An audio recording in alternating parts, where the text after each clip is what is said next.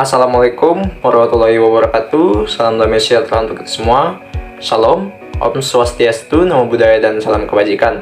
Baik, perkenalkan, nama saya Julius Ilham Christopher Sejiu, NPM 206 3201049. Baik, pada kesempatan kali ini saya akan mempresentasikan materi terkait dengan judul pengawasan dan akuntabilitas publik, yang dimana pada kesempatan kali ini tentunya dalam materi ini pengawasan dan akuntabilitas publik itu tidak semerta-merta dalam satu kesatuan, tapi dibagi dalam beberapa bagian, yakni ada dua bagian. Yang pertama pengawasan dan akuntabilitas publik.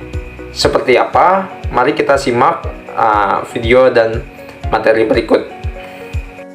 Baik, sebelum kita masuk kepada inti pembahasan terkait dengan pengawasan dan akuntabilitas publik, alangkah baiknya kita bongkar satu persatu dulu. Yang pertama yakni pengawasan. Pengawasan adalah proses untuk memastikan bahwa segala aktivitas yang terlaksana sesuai dengan apa yang telah direncanakan. Dalam kaitannya dengan akuntabilitas publik, pengawasan merupakan salah satu cara untuk membangun dan menjaga kepercayaan masyarakat terhadap kinerja pemerintahan dengan menciptakan suatu sistem pengawasan yang efektif, baik pengawasan intern atau internal control maupun pengawasan ekstern, yakni external control. Adapun beberapa jenis pengawasan, yang pertama pengawasan internal, kedua pengawasan eksternal, tiga pengawasan preventif, empat pengawasan represif, 5 pengawasan aktif, dan yang terakhir pengawasan pasif. Jadi mari kita bedah satu persatu dari beberapa pengawasan tersebut. Kita masuk kepada pengawasan internal.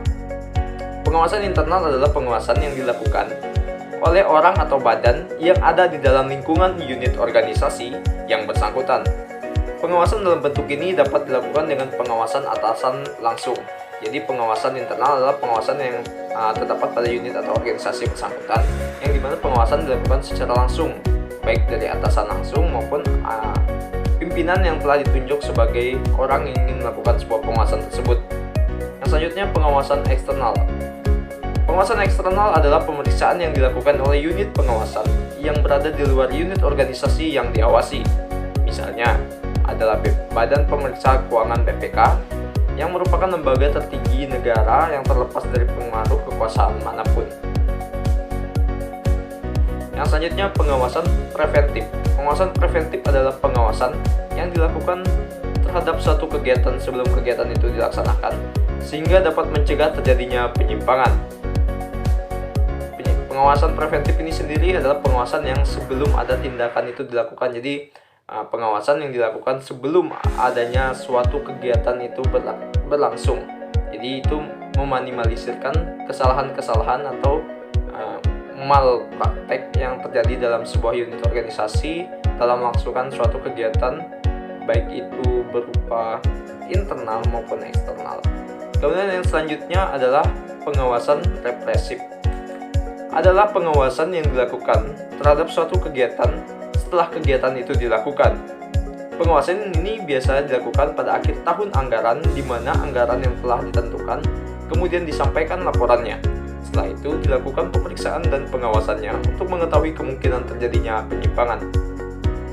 Jadi kegiatan pengawasan ini merupakan kegiatan yang dilakukan setelah kegiatan ataupun program kerja itu telah dilaksanakan, kemudian dilakukannya evaluasi. Jadi dalam saat mengevaluasi kegiatan tersebut, maka dapat dilihat apakah terjadinya kemungkinan penyimpangan di dalam unit atau organisasi tersebut.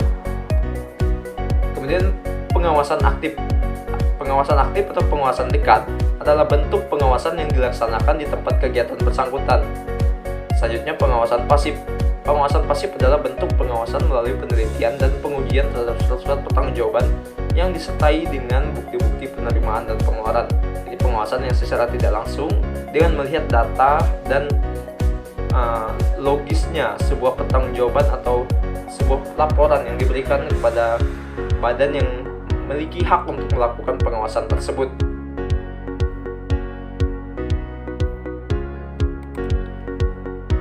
Namun, secara umum, terdapat 3 jenis pengawasan yang biasa sering dipakai, yaitu feed-forward control, yaitu kontrol yang dilakukan sebelum kegiatan berlangsung. Yang kedua, concurrent control, yaitu kontrol yang dilakukan saat kegiatan itu berlangsung. Dan yang ketiga adalah feedback control, yaitu kontrol yang dilakukan setelah kegiatan tersebut terselesaikan.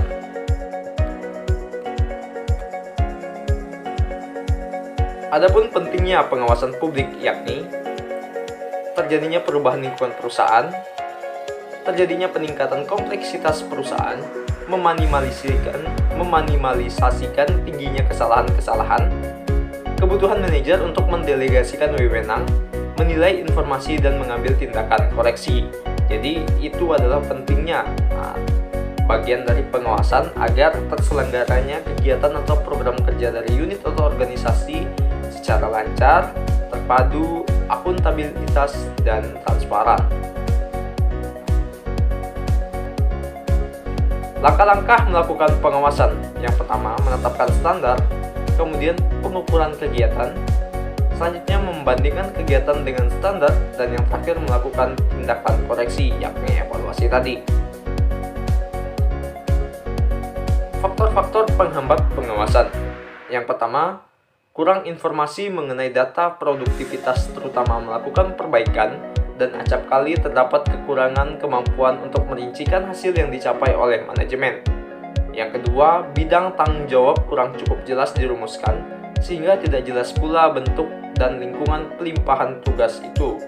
Jadi kurangnya tanggung jawab yang cukup jelas dilimpahkan atau diberikan, sehingga dalam melakukan pengawasan, pelimpahan tugas tersebut tidak jelas diarahkan kemana.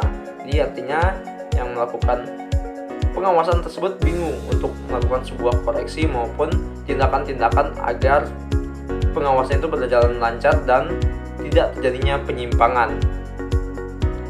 Yang selanjutnya, agar pengawasan efektif, ada beberapa hal yang dapat dilakukan, yakni berorientasi pada hal-hal strategis pada hasil-hasil, berbasis informasi, tidak kompleks, cepat dan berorientasi perkecualian, dapat dimengerti, luwes atau fleksibel, konsisten dengan struktur organisasi, dan dirancang untuk mengakomodasi pengawasan diri. Kita masuk kepada pengertian akuntabilitas publik. Akuntabilitas atau bahasa asingnya yakni accountability secara harfiah dapat diartikan sebagai pertanggungjawaban atau keadaan untuk dipertanggungjawabkan atau keadaan untuk diminta pertanggungjawaban. Jadi akuntabilitas dapat kita simpulkan menurut bahasa kita sendiri yakni sebuah laporan pertanggungjawaban atau transparansi baik seorang individu maupun kelompok dari individu sendiri terkait berjalannya sebuah kegiatan atau program kerja, sehingga dapat dirumuskan dalam sebuah laporan pertanggungjawaban agar dimintai pertanggungjawaban terkait dengan berlangsung atau sebelum berlangsungnya kegiatan yang ingin digagas dan dirancang oleh sebuah unit atau organisasi. Akuntabilitas publik mengandung makna bahwa setiap program, kegiatan maupun kebijakan suatu lembaga publik harus dapat dijelaskan dan dipertanggungjawabkan pada masyarakat, dan masyarakat dapat mudah mengakses informasi dimaksud tanpa hambatan. Jadi akuntabilitas publik itu perlu karena tidak hanya orang-orang yang berkepentingan yang dapat dikasih pertanggungjawaban, tapi masyarakat juga sebagai orang atau masyarakat yang memberikan sebagaian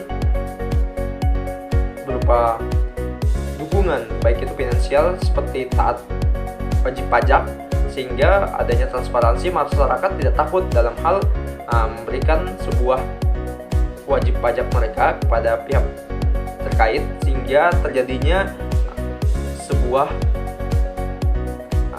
sebuah hal yang dapat menguntungkan bagi baik itu masyarakat maupun individu yang dalam hal melakukan akuntabilitas tersebut, sehingga kegiatan-kegiatan dapat berjalan dengan lancar.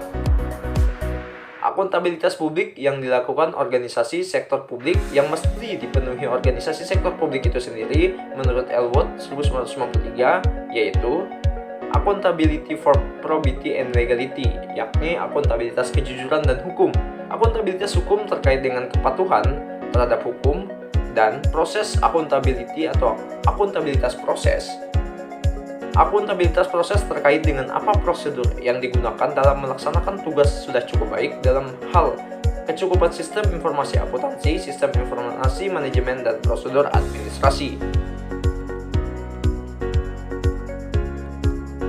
Yakni dari pendapat Elwood bahwa dapat kita tangkap bahwa ada beberapa proses dalam hal melakukan pengawasan penuh, atau bukan pengawasan, maksud saya transparansi dalam melaporkan pertanggungjawaban di sektor organisasi publik. Yakni tadi adanya legalitas, kemudian adanya proses. Dalam proses itu diharapkan tidak adanya kompleksitas yang tinggi sehingga berjalannya sebuah akuntabilitas, dan metode-metode yang dilaksanakan juga relatif dapat dipahami oleh masyarakat khalayak secara luas. Baik, itu tadi presentasi dari saya terkait dengan materi pengawasan dan akuntabilitas publik. Sekiranya ada kesalahan dalam penyampaian kata maupun materi, adanya ketidakpastian ataupun kesalahpahaman dalam penyampaian materi, saya mohon maaf yang sebesar-besarnya. Saya akhiri. Assalamualaikum warahmatullahi wabarakatuh. Salam damai sejahtera untuk kita semua. Shalom. Saya akhiri dengan pantun, duduk di tepian sambil menyeri. Jadi cukup sekian dan terima kasih. Sampai jumpa.